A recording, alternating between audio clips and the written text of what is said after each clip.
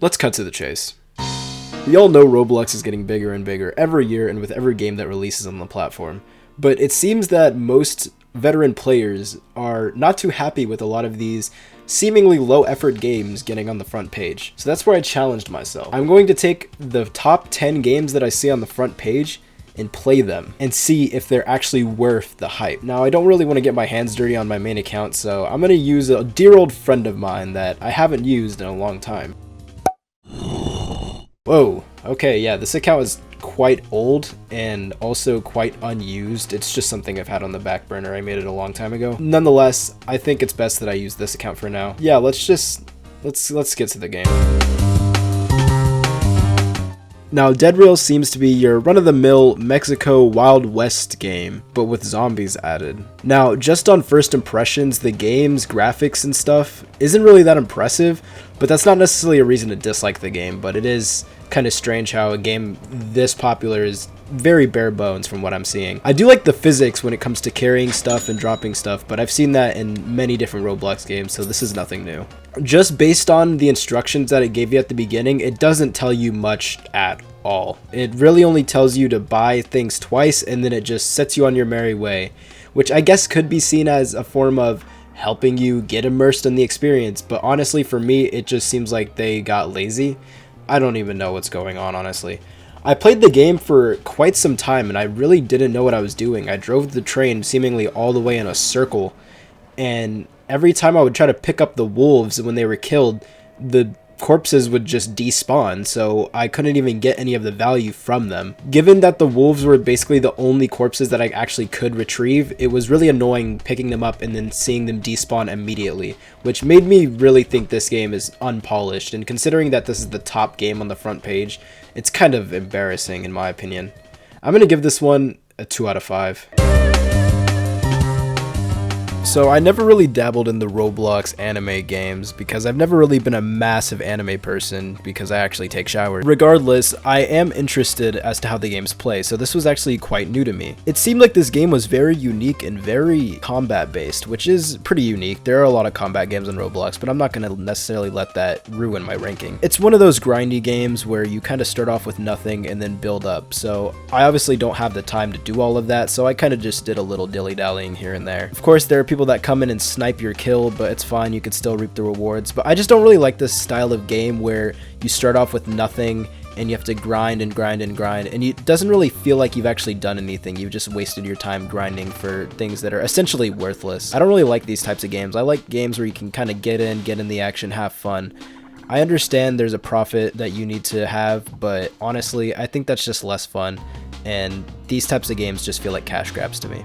However, I will say this game does feel a lot more polished than the previous one, but I just can't really see anything necessarily too special about the game. I thought it was unique, but as you'll see later in the video, it surely is not. I'm looking to give this game a 3 out of 5. Now, Tower of Hell is a somewhat classic Roblox game. Everyone's played it, everyone knows it, and not much has changed about it, except for a few things.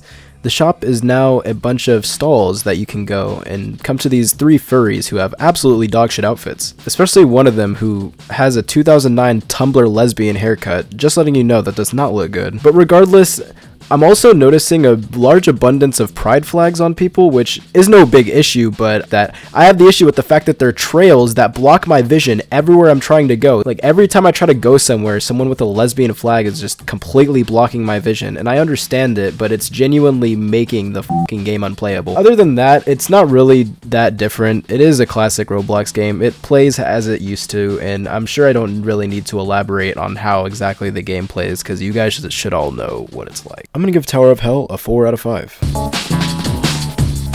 Pet Simulator 99 is basically brain rot in a Roblox game. The saturated colors absolutely blind you. I don't understand how children look at this shit. The gameplay is very repetitive and boring. You're basically just standing in the middle of a random field and you have a bunch of pet slaves just mine shit for you, I guess. I have a lot of friends who play games like this, but I'm like, why? And before you come at me like, oh, well, I bet you played games like this when you were that age. No, when I was 10 years old, I was f***ing jumping off buildings in Roblox and breaking my bones. I was doing cool shit, okay? Yes, I'm gatekeeping. This game is just genuinely so brain rotted that it's actually kind of sad. Like, simulator games in Roblox are basically just cash grabs. We all know it. All my friends who play them know it, and they still play them. I really don't understand why so many people play this shit. Even children. Even when I was a child, I didn't have the attention span to be having pet slaves do mining for me so I can get a random dog with a 0.0001 chance. Like, it's just stupid, man. I don't care if this is made for kids. It's basically kids gambling. It's a basically useless game. Games like this are banned in some countries because it literally teaches kids how to gamble.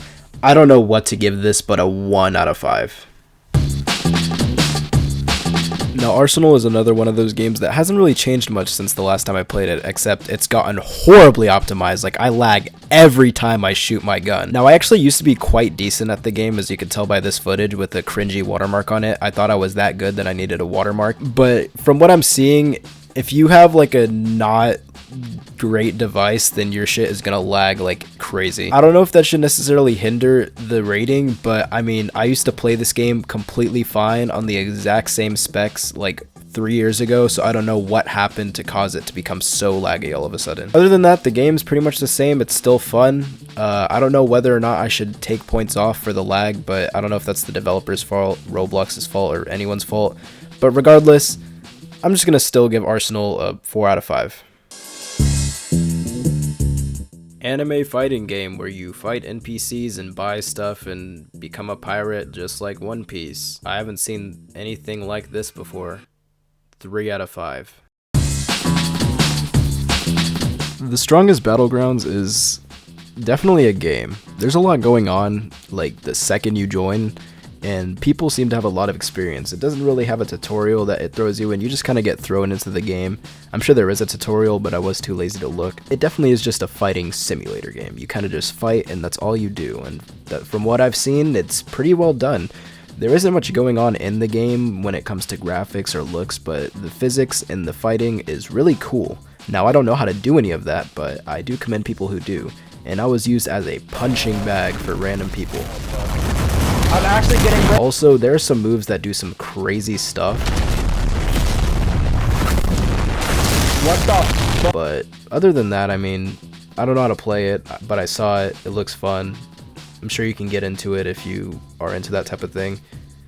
I guess I'll just give The Strongest Battlegrounds a 4 out of 5.